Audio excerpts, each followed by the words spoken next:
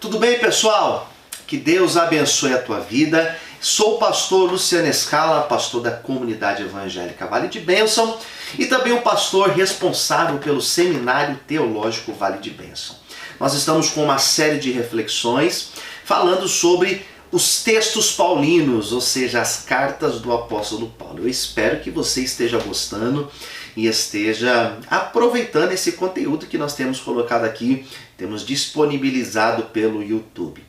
Hoje, na nossa aula de hoje, nós falaremos sobre a carta do apóstolo Paulo aos Colossenses. Eu acho fantástica essa carta, ela é linda demais, ela faz parte daquele conjunto das cartas do cativeiro, as cartas do exílio, cartas que o Paulo escreveu estando preso, aguardando o julgamento em Roma. São 4 cartas. Nós temos Efésios, Filipenses, nós temos Colossenses e a carta a Filemon.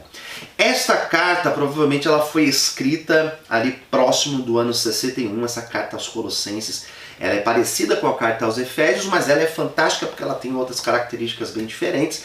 Fala sobre a supremacia de Cristo e ela vai ter todo um conteúdo teológico, mostrando a supremacia de Cristo, a divindade, mas ela também possui um conteúdo ético. É um estudo de ética, ética cristã. Como ter uma vida ética cristã. Então eu sou fascinado por esta carta. Vamos aprender bastante. Ela é curta, ela possui apenas 4 capítulos. Espero que depois você possa ler com mais calma. Lembrando que aqui não é um estudo aprofundado, é apenas algumas noções acerca da carta e um pouquinho da teologia que contém nela. Então espero que você goste, mas vale a pena depois você pesquisar um pouco mais e se aprofundar para conhecer mais e mais acerca da carta aos Colossenses. Tá bom? Lembrando que esta carta, vamos lá, a cidade de Colossos, ela ficava ali próximo a Éfeso, algo de uns 150 quilômetros na Ásia Menor. Hoje fica na atual Turquia. E esta carta Paulo escreve aos Colossos, com esse intuito de rebater todas as doutrinas falsas, as heresias que estavam surgindo ali naquela igreja. Então Paulo vai rebater e ele pede que esta carta ela vá também depois para a cidade de Laodiceia, onde tinha um grupo de cristãos que se reuniam em torno da ideia de Cristo. Esta carta, vamos falar um pouquinho sobre ela. Epáfras era um evangelista da igreja de Colosso.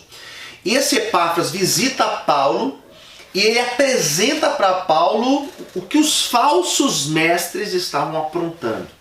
Quais ensinamentos que eles estavam trazendo, ensinamentos mentirosos. Então o problema começa daí.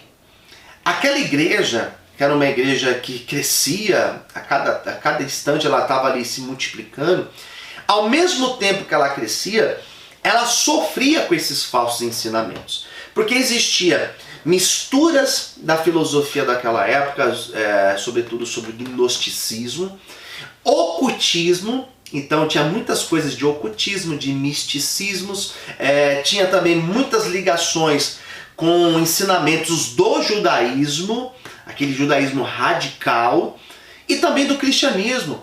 Então se misturava todas essas doutrinas. Agora imagina a confusão que não dava.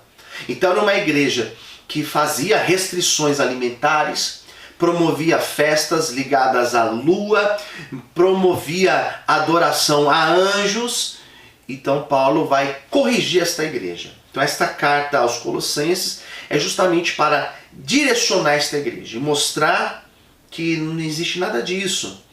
Que a vida com Cristo é você entender a supremacia de Cristo. Ele como o centro da igreja, ele coloca a expressão o cabeça da igreja, tá certo? Como aquele que é criador do universo, todas as coisas existem por meio dele, tá certo? Então ele cria todas as coisas e ele também sustenta todas as coisas. Então esta carta do apóstolo Paulo aos Colossenses, ela possui esse caráter de doutrinar esta igreja, dar esses caminhos para a igreja, mostrando a divindade de Cristo e a soberania dele, a supremacia dele, e todo um caráter também ético, uma postura cristã. Paulo rebatia muitas ideias que estavam aflorando ali. E quando a gente fala das ideias da divindade de Cristo, uma das questões que estava à tona ali, justamente por conta dos gnósticos, era a ideia de que Cristo ele era um ser diferente, ele era um semideus. Eles apresentavam Cristo como metade homem, metade divino. E se coloca Cristo numa categoria de um semideus, o sacrifício de Cristo, a redenção de Cristo, ela perde toda a validade. Então Paulo vai justamente rebater essa ideia, mostrando que não, que Cristo, ele é o encarnado, ele é o Deus que encarna e habita entre nós. E por isso o sacrifício dele tem total validade. Tá bom? Vamos caminhar um pouquinho mais para a gente compreender esta carta. Eu preparei um conteúdo, coisa simples aqui, acerca do conteúdo da carta. Os falsos mestres em Colossos tinham rebatido algumas das principais doutrinas do cristianismo, nada menos que a divindade, a autoridade absoluta e a suficiência de Cristo.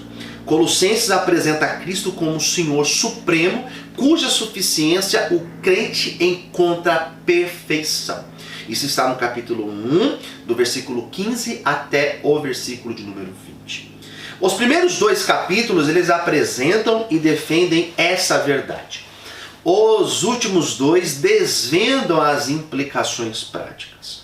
A supremacia de Jesus Cristo depende da unicidade dele com o eterno, ou seja, ele é um com Deus. Ele é o amado Filho e herdeiro de Deus. Guarde essa informação. Essa unicidade, Paulo coloca aqui, lá no capítulo 1, do versículo 13 ao versículo 15.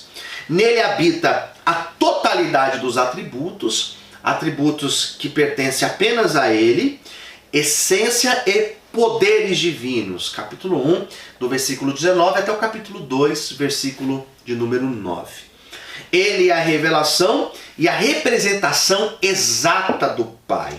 E tem autoridade em tempo e primazia em categoria sobre toda a criação. Sua suficiência depende de sua superioridade. A convicção da soberania absoluta de Cristo impulsiona justamente essa atividade missionária do nosso apóstolo Paulo. Paulo declara a autoridade de Cristo em 3 formas primárias, proclamando ao mesmo tempo a sua adequação. Primeiro, ele coloca Cristo como o Senhor da criação. Essa é a noção que Paulo coloca. Ele é o Senhor de toda a criação. A sua autoridade criativa abrange todo o universo material e espiritual. Com isso inclui anjos, inclui os planetas, inclui todas as coisas que existem. Cristo merece ser louvado ao invés dos anjos. Então não existe adoração a anjo. Na década de 90 e também no começo dos anos 2000, nós tivemos um grande movimento de devoção a anjos dentro da igreja cristã evangélica, sobretudo no Brasil, né? E Paulo está dizendo que isso não deve ocorrer. O louvor não é dado a anjo, mas apenas a Cristo. Além disso, não há motivos para temer. Aqui ele coloca os espíritos demoníacos, né? E ter superstições. Paulo vai rebater essas ideias, porque Paulo está dizendo que Cristo ele neutraliza todos esses poderes lá no seu sacrifício na cruz. Bom, e aos Colossenses ele compartilhava de seu triunfante poder de ressurreição. Como soberano e potestade suficiente, Cristo não é apenas o Criador do universo, mas também é aquele que preserva a harmonia entre todas as coisas existentes no universo. Ele é o Criador e ele preserva todas as coisas. Ele coloca em segundo lugar Cristo como o superior da igreja, como aquele que é o Criador e Salvador. Quando a gente coloca Cristo como Senhor da igreja, nós estamos dizendo que aquela ideia do sacerdote, essa ideia ela deixa de ter validade, porque Cristo ele é o nosso sumo sacerdote. Vale a pena depois você ler a Epístola aos Hebreus, porque ela vai trazer também essa noção.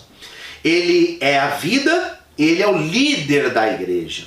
E a igreja ela só deve submeter-se a ele. Nós devemos sim obedecer às autoridades da igreja, mas a adoração e a necessidade de culto é apenas a Cristo. Ele é o Senhor da igreja. Os Colossenses também eles devem permanecer arraigados a Ele. Essa é uma orientação que Paulo dá lá no capítulo 2. Ao invés de se encantarem com especulações, com filosofias vãs e tantas outras coisas que Paulo chama de tradições vazias. E em terceiro lugar, Jesus é o supremo na salvação. Capítulo 3, versículo de número 11. Nele somem todas as distinções criadas pelos homens e assim caem todas as barreiras. Ele transformou os cristãos em uma única família onde os membros são iguais em perdão e adoção. E ele que importa em primeiro e em último lugar. Portanto, contrário à heresia, não há qualificações ou exigências especiais para vivenciar aquilo que Paulo chama de um privilégio de Deus, tá bom? Capítulo de número 2, você vai encontrar essa informação. E lá nos capítulos 3 e 4, ele vai lidar com as implicações práticas de uma vida cristã, na vida diária dos colossenses. Também deve ser aplicado à nossa realidade de igreja atualmente. Paulo usa a palavra Senhor 9 vezes, a palavra Kyrios, do grego, do capítulo 3 em diante. E o que indica a supremacia de Cristo invade cada aspecto de seu relacionamento e atividade. Tá bom? Agora, para a gente fechar, eu quero fazer um resumo bem rápido aqui. Eu dividi esse livro, essa epístola, em 3 blocos, para a gente entender, e aqui nós fechamos o nosso encontro de hoje. Sendo que no capítulo 1, do versículo 1 ao versículo 23, Paulo ele faz aquela saudação aos colossos, a igreja de Colossenses, declarando: Cristo é o Redentor, Ele é o Redentor, Ele é o primogênito de todas as criaturas, Ele é o Criador, Senhor divino, perfeito. Nele emana toda a harmonia do universo. Então ele vai fazer essa colocação e ele vai exortar aos cristãos viverem na fé em Jesus Cristo, justamente nessa fé.